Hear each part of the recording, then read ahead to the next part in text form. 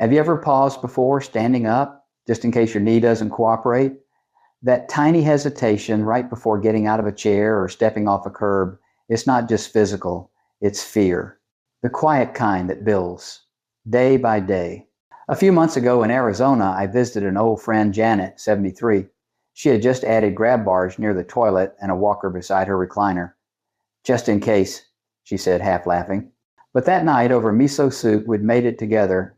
Her first time, she asked softly, "Why do Japanese elders walk so steady, even in their 80 seconds?" She didn't say it, but I heard the question behind the question. Why not me? Here's the truth. It's not genetics. You don't need perfect knees. You don't need a gym membership.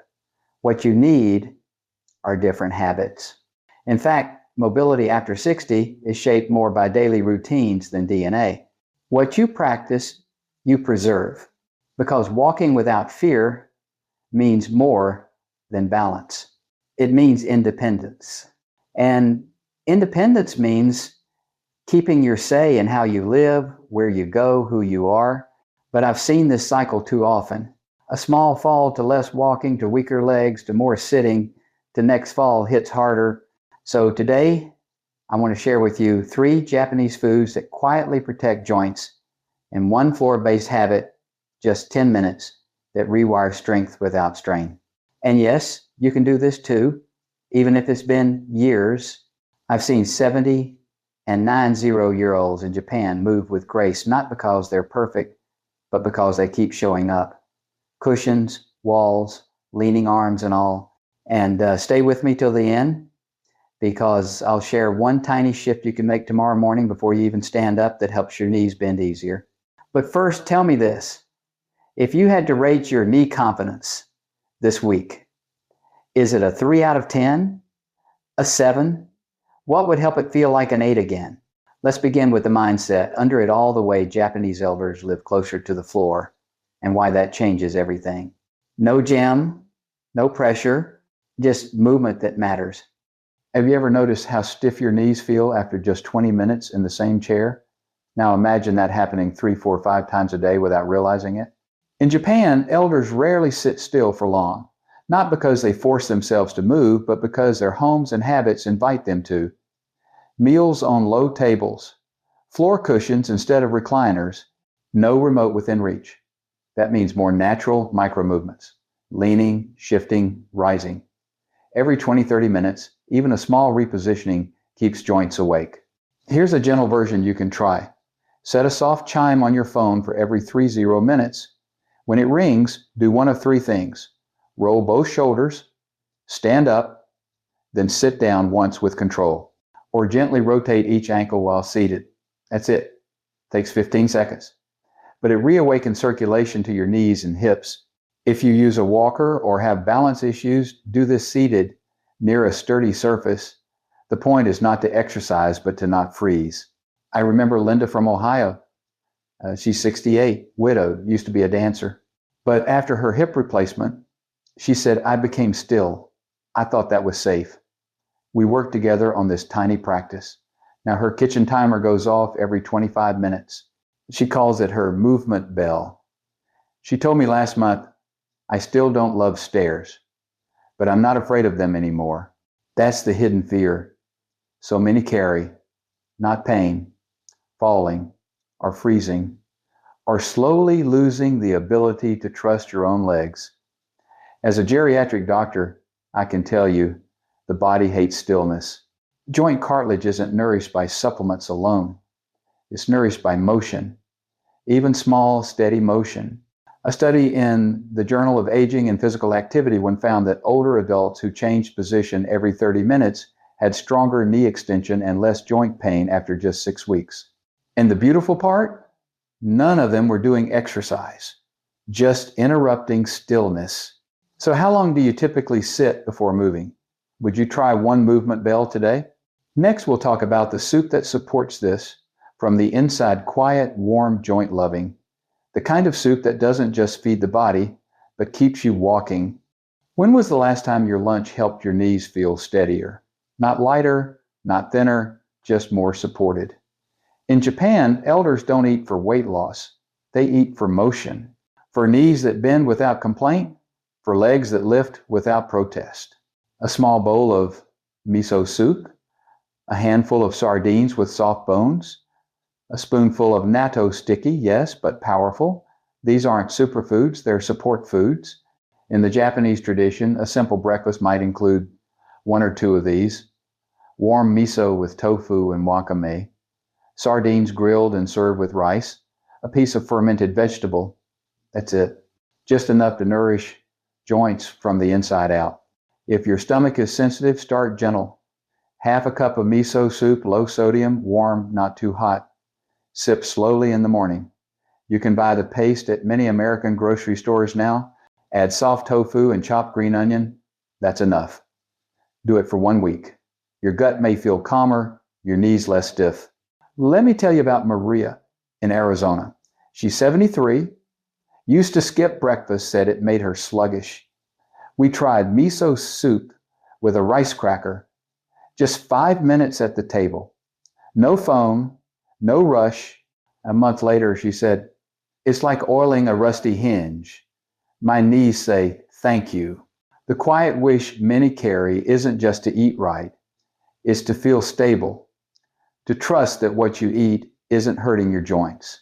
As a doctor, I'll say this clearly. Food is either fighting inflammation or feeding it.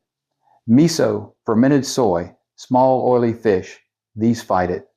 Gently, daily, without asking for perfection. A 2019 study in Nutrients showed that elders who eat fermented foods 3 or more times per week have better balance and less knee pain. That's not magic. That's miso. So, tell me, what's in your morning bowl today? Would you try half a cup of walking soup tomorrow? Next, we'll look at movement, but not the gym kind. The kind your body already knows. You just need to remember. Have you ever caught yourself reaching for the wall when putting on socks? That little wobble, your body remembers it. But in Japan, elders practice balance dozens of times a day without ever calling it exercise. Stepping into slippers, turning to sit on a cushion, squatting to pick up a dropped sock. These are balance drills in disguise. And the beauty is, you don't need tatami floors to begin. Here's a safe way to try it. Stand near your kitchen counter, hold it lightly, then lift one foot just 1 inch off the ground for 10 seconds. Switch, repeat twice. That's enough. If you feel nervous, keep both hands on the surface. Even seated, you can gently shift weight side to side. It all counts. I remember Sherry from Minnesota. She's 67, 2 years post-knee surgery. My fear wasn't pain, she said. It was falling again. We added one tiny balance drill a day by the sink brushing teeth. Now she says, I don't think about falling, I just move. That fear of falling, of freezing, of not getting back up is more common than we talk about, especially among women. And the loss of confidence often starts before any actual fall. That's why we need quiet victories. In my years working with elders, I've seen this truth again and again. Your balance doesn't disappear overnight, but it needs practice, like watering a plant. And in Japan, that practice is hidden inside routine. Standing to stir soup, squatting to open a drawer. Nothing forced, just frequent natural reminders to the nervous system. I've still got this. A study from the Journal of Geriatric Physical Therapy, 2020, found that daily low-intensity balance tasks reduce fall risk by 43% in older adults, even those who hadn't exercised in years. So here's a question for you. What's one moment in your day, brushing hair, feeding the cat, where you could gently challenge your balance? Just 5 seconds. That's how it starts. Next, we'll look at the quiet fuel behind strong bones and calm joints. A piece of fish, a bit of seaweed, and why it's not just what you eat, but how you eat it. Do you wake up stiff, like your knees forgot how to bend overnight? In Japan, sleep isn't collapse, it's quiet repair. And that shift in mindset changes everything. Instead of finally resting, many elders prepare for bed the way you'd prepare for a short trip. a gentle tea, a warm compress, a calm breath. Here's one easy habit to try tonight. Place a small towel, warmed in the microwave for 20 seconds, over your knees before bed, just 5 minutes. It soothes the joint capsule, signals the nervous system to relax, and helps reduce morning stiffness. You can do the same with a hot water bottle near your feet. This isn't luxury, it's care. One woman I spoke with, Angela, 72, from rural Ohio, had struggled with hip tension for years. Her doctor recommended stretches, but she couldn't get on the floor. What helped? A 10-minute bedtime tea plus heat ritual. She told me, I didn't change my body overnight, I changed how I closed the day. Many older adults silently fear the nights, not just for poor sleep, but for what it means in the morning. Will I stand up today without pain? Will I feel strong enough to walk to the mailbox? From my years in geriatrics, I can tell you this.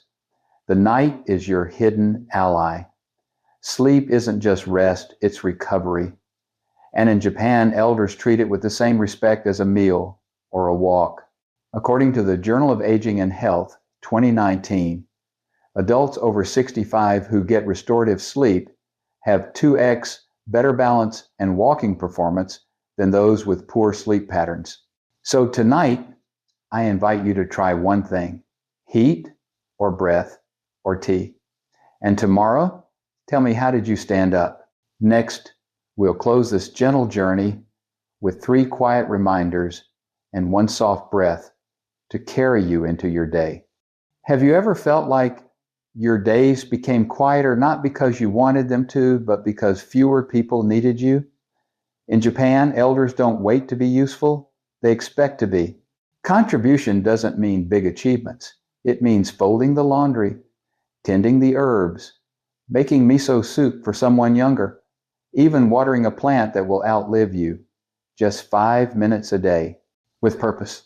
I remember Judith, 68, from Arizona. Her knees ached most mornings. She used to feel invisible after retiring. But one day, she began leaving small notes in her neighbor's mailbox. Kind ones. Then started prepping tea for her husband every afternoon. Nothing changed, yet everything changed. Her voice softened. Her steps became steadier. Many women over 60 carry a silent fear not of aging, but of fading, not being seen, not being needed. That fear doesn't always speak loud, but it shakes the body. You move less, you expect less, you shrink your presence. But here's what I've seen as a geriatrician for decades. When someone feels needed, they rise literally. Posture lifts. Steps regain rhythm. Elders in Japan sharpen kitchen knives, stir broth, sweep porches. Not because they have to, because they still can. A 2018 study in the Gerontologist showed that older adults who reported a sense of usefulness had 30% lower rates of mobility decline over 5 years. Purpose moves the body. So here's one gentle prompt. What's one small thing you can do tomorrow for someone else? A text, a cup of tea, a note on the fridge. Doesn't matter how small, because contribution isn't about others needing you. It's about you remembering you still have something to give. You always will. In the final part, let's breathe together and wrap with 3 soft takeaways. A moment to pause, and a reminder that you can begin again, anytime. Do you remember the last time standing up felt easy? Not forced, not careful, just natural. That feeling isn't gone, it's waiting. And it doesn't start with a big change. It starts with 1 step. Tonight, just try this. Before bed, sit at the edge of your chair. Place both feet flat. Inhale. Slowly stand without using your hands. Just once. If that feels too much, slide your hands gently along your thighs. That's it. 1 mindful stand. 20 seconds. Safe. Gentle. I think of Rose, 74, in northern Michigan. After a fall 2 years ago, she became afraid to move, but she decided to try 1 stand a night, just 1. 2 weeks later, she added a morning walk to the mailbox. She told me quietly, it's not just my legs, it's my trust in them. We all want to stay upright because upright means free, and we fear decline not just for the pain, but for the loneliness it brings. As someone who has watched thousands of older bodies age, some faster, some slower, I can tell you, it's not too late. Not at 60, not at 80. You can restore strength, balance, and confidence. But it begins with noticing, choosing, one step. A 2020 study in Frontiers in Aging showed that older adults who engaged in 10 minutes of intentional daily movement reduced fall risk by 27% in just 8 weeks. Small moves, big returns. So I ask, will you try just one thing today? A stand, a soup, a smile at yourself in the mirror.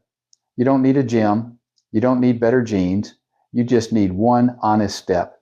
And when you're ready, I'll be here for the next. Because your aging still belongs to you. And you can do this too.